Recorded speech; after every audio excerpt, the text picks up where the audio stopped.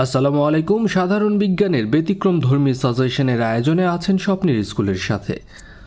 পান করা পানির সাথে ক্লোরিন মেশানো হয় কারণ ক্ষতিকর ব্যাকটেরিয়া ধ্বংস করার জন্য। কলের পানিতে সাধারণত কোন রাসায়নিক উপাদান থাকে? কলের পানিতে থাকে ক্লোরিন। পানিকে সম্পূর্ণ জীবাণুমুক্ত করা যায় পানিকে পরিশ্রুত করে প্রবাহিত করে অথবা ক্লোরিন মিশিয়ে। কোন মৌলটি সবচেয়ে বেশি নিষ্ক্রিয় বা ইনার্ট? সবচেয়ে বেশি নিষ্ক্রিয় হচ্ছে হিলিয়াম। ইনার্ট গ্যাস বা নিষ্ক্রিয় গ্যাস হচ্ছে এখানে হিলিয়াম। যে নিষ্ক্রিয় গ্যাসে 8টি ইলেকট্রন নেই সেটিও হচ্ছে হিলিয়াম। এরোপ্লেন এবং ডুবুরিদের কাছে যে নিষ্ক্রিয় গ্যাস প্রয়োজন সেটি হচ্ছে হিলিয়াম। হাইড্রোজেন অপেক্ষা হালকা হওয়া সত্ত্বেও কেন হিলিয়াম দ্বারা বেলুন ভর্তি করা হয়? এর কারণ হচ্ছে হিলিয়াম নিষ্ক্রিয় গ্যাস। ফটোগ্রাফিক ফ্ল্যাশ লাইটে প্রধানত কোন গ্যাস ব্যবহার করা হয়? ফ্ল্যাশ লাইটে ব্যবহার করা হয় জ্যানন। সাধারণ স্টোরেজ ব্যাটারিতে সীসার ইলেকট্রোডের সঙ্গে যে তরলটি ব্যবহার করা হয় সেই তরলটির নাম হচ্ছে সালফিউরিক অ্যাসিড। গাড়ির ব্যাটারিতে ব্যবহৃত অ্যাসিডের নাম হচ্ছে সালফিউরিক অ্যাসিড, যেটাকে বলা হয় H2SO4। কোন শিখা লোহা গলিয়ে জোড়া লাগাতে সাহায্য করে? সেটি হচ্ছে অক্সি অ্যাসিটিলিন শিখা। অক্সি অ্যাসিটিলিন শিখার তাপমাত্রা কত? 3000 ডিগ্রি থেকে 3500 ডিগ্রি সেলসিয়াস পর্যন্ত। ইথানলের সাথে মিথানল মিশিয়ে বাজারে বিক্রি করার নিয়মের প্রয়োজন কেন? কারণ পানীয় হিসেবে ব্যবহারের অযোগ্য করার জন্য। রেকটিফাইড স্পিরিট হল 95% ইথাইল অ্যালকোহল প্লাস 5% পানি। ক্লোরোফর্ম ব্যবহৃত হয় কিসে? চেতনা লোপ করার কাজে ক্লোরোফর্ম ব্যবহার করা হয়। কাঁদুনে গ্যাস উৎপন্ন হয় ক্লোরোফর্মের সাথে কোন অ্যাসিডের বিক্রিয়ায়? ক্লোরোফর্মের সাথে গাঢ় নাইট্রিক অ্যাসিডের বিক্রিয়ায় কাঁদুনে গ্যাস উৎপন্ন হয়। আর কাঁদুনে গ্যাসের অপর নাম হচ্ছে ক্লোরোপিক্রিন। একজন মাঝি নৌকা চালানোর সময় প্রয়োগ করে থাকে নিউটনের 3য় সূত্র। আধুনিক জেট বিমান কোন সূত্র ব্যবহার করে চালনা করা হয়? জেট বিমান চালনা করা হয় নিউটনের গতির সূত্র ব্যবহার করে। জেট ইঞ্জিন কোন ধরনের ইঞ্জিন? জেট ইঞ্জিন হচ্ছে রিঅ্যাকশন বা প্রতিক্রিয়া ইঞ্জিন। মহাকাশযানকে উৎক্ষেপণ করার জন্য যে নীতির উপর ভিত্তি করে রকেট নির্মিত হয় তা হচ্ছে গতির 3য় সূত্র। ফুলানো বেলুনের মুখ ছেড়ে দিলে বাতাস বেরিয়ে যাওয়ার সঙ্গে সঙ্গে বেলুনটি ছুটে যায়। কোন ইঞ্জিনের নীতির সাথে এর মিল আছে? এর মিল আছে রকেট ইঞ্জিনের নীতির সাথে। অ্যালটিমিটার। অ্যালটিমিটার হচ্ছে উচ্চতা পরিমাপক যন্ত্রের নাম। বলোমিটার ব্যবহার করা হয় টেম্পারেচার মাপার জন্য। পালস অক্সিমিটারের কাজ হচ্ছে রক্তে অক্সিজেনের মাত্রা যাচাই করা। দ্বিতীয় এবং তৃতীয় ধাপের কোনো স্টুডেন্ট যদি ইংলিশ ক্র্যাক কোর্স এবং প্রাইমারি ম্যাথ কোর্সে অংশগ্রহণ করে এবং আমাদের এই 20 দিনের আয়োজন ফলো করেন তাহলে ইনশাল্লাহ সর্বোচ্চ প্রস্তুতি নিতে পারবেন। এর বাহিরে ইনশাল্লাহ আপনার আর কোনো কিছুই পড়তে হবে না।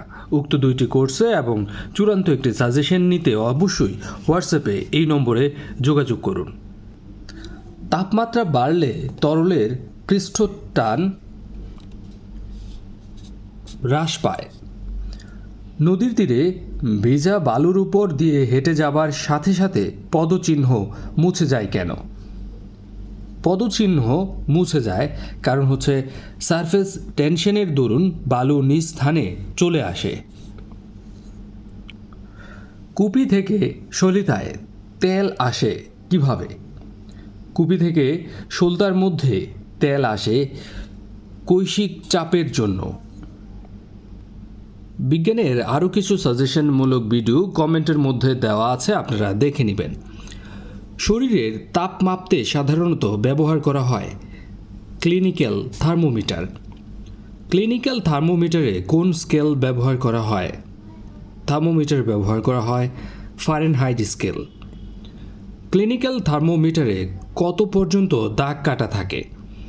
দাগ কাটা থাকে 95 থেকে 100 ডিগ্রি ফারেনহাইট। 95 থেকে 110 ডিগ্রি ফারেনহাইট। মানবদেহের স্বাভাবিক উষ্ণতা হচ্ছে 98.4 ডিগ্রি ফারেনহাইট। কোন পদার্থ তাপে সংকুচিত হয়? তাপ দিলে সংকুচিত হয় পানি। কোন উষ্ণতায় পানির ঘনত্ব সবচেয়ে বেশি? পানির ঘনত্ব সবচেয়ে বেশি 4 ডিগ্রি সেলসিয়াসে। স্বাভাবিক আদর্শ পরিবেশে পানির ঘনত্ব যে তাপমাত্রায় সর্বোচ্চ মান পরিগ্রহ করে তা হল 4 ডিগ্রি সেন্টিগ্রেড। একটি হিমায়ন চক্রের হিমায়ক কর্তৃক তাপ শোষিত হয় ইভাপোরেটরে। রেফ্রিজারেটরে কোনটি ব্যবহার করা হয়? রেফ্রিজারেটরে ব্যবহার করা হয় অ্যামোনিয়া এবং ফ্রেয়ন। বাড়িতে ব্যবহৃত ফ্রিজে হিমায়ক রূপে ব্যবহৃত হয় ফ্রেয়ন বা অ্যামোনিয়া। আলোকবর্ষ ব্যবহার করে কি পরিমাপ করা হয়? পরিমাপ করা হয় দূরত্ব।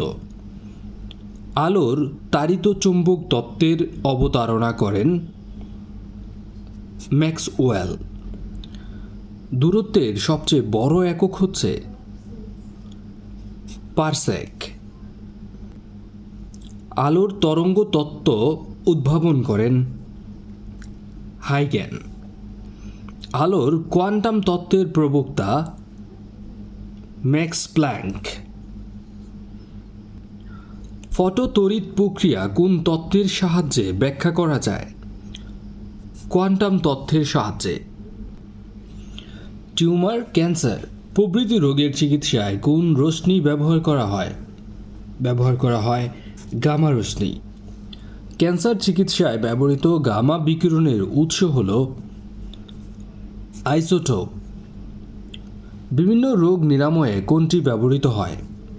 ব্যবহৃত হয় গামা রশ্মি বা আইসোটোপ। বায়োগ্যাস প্ল্যান্টে গোবর এবং পানির অনুপাত হচ্ছে, গোবরের অনুপাত হচ্ছে 1, পানির অনুপাত 2। বায়োগ্যাস তৈরির পর যে অবশিষ্টাংশ থাকে তা হলো মূলত সার হিসেবে ব্যবহার করা যায়।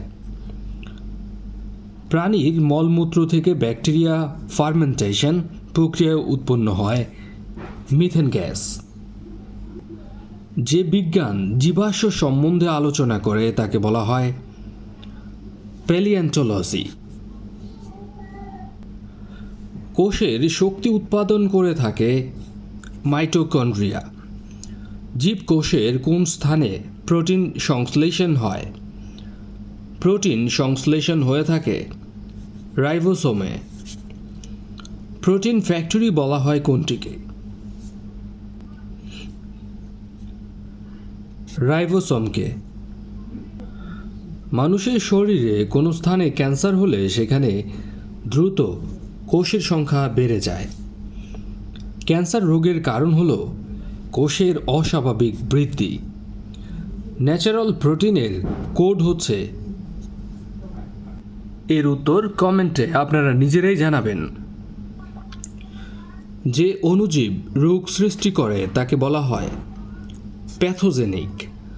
প্রাণীদেহে জীবাণুজাত বিষ নিষ্ক্রিয়কারী রাসায়নিক পদার্থের নাম অ্যান্টিবডি। কোনটির দেহে কোনো নিউক্লিয়াস এবং সাইটোপ্লাজম নেই? ভাইরাসের দেহে। কার নেতৃত্বে অক্সফোর্ড অ্যাস্ট্রাজেনেকা টিকা আবিষ্কার করা হয়? সারা গিলবার্টের নেতৃত্বে। করোনার ভ্যাকসিন প্রস্তুতকারক সিনোভ্যাক বায়োটেক কোন দেশের প্রতিষ্ঠান? সিনোভ্যাক বায়োটেক হচ্ছে চীনা প্রতিষ্ঠান। বহু নিউক্লিয়াসযুক্ত ম্যালেরিয়া পরজীবীকে বলা হয় সাইজন্ট। কোন গাছের বাকল হতে কুইনাইন আহরিত হয়? কুইনাইন আহরিত হয় সিঙ্কোনা গাছের বাকল থেকে। সিঙ্কোনা কোন রোগের চিকিৎসায় ব্যবহার করা হয়? ম্যালেরিয়া রোগের চিকিৎসায় ব্যবহার করা হয়। নিরপেক্ষ দিনের উদ্ভিদ কোনগুলো? নিরপেক্ষ দিনের উদ্ভিদ হচ্ছে শশা, আউশ ধান, সূর্যমুখী।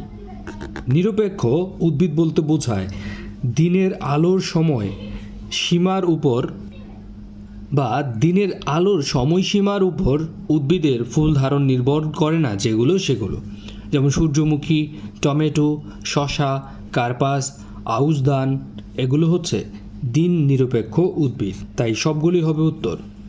নিচের কোনটি দিন নিরপেক্ষ দিনের উদ্ভিদ? হচ্ছে সূর্যমুখী। তাহলে নিরপেক্ষ দিনের উদ্ভিদ নিচের এখানে কোনটি? অবশ্যই আগের অপশনগুলোতেও কিন্তু আছে আউশ ধান। অন্ধকারে অঙ্কুরিত হয় কোন ফুল? অন্ধকারে অঙ্কুরিত হয় গাঁদা ফুল। মস্তিষ্কের ডোপামিন তৈরির কোষগুলো নষ্ট হলে কি রোগ হয়ে থাকে? পার্কিনসন রোগ হয়ে থাকে। স্নায়ু বিকাশজনিত সমস্যার একটি বিস্তৃত রূপকে বলা হয় অটিজম। ইনসমনিয়া এটি হচ্ছে নিদ্রাহীনতাজনিত এক ধরনের রোগ।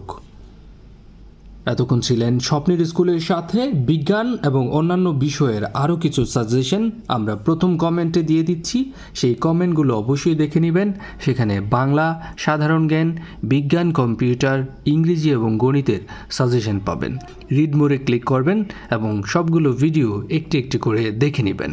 স্বপ্নের স্কুলের সাথেই থাকুন। আসসালামু আলাইকুম।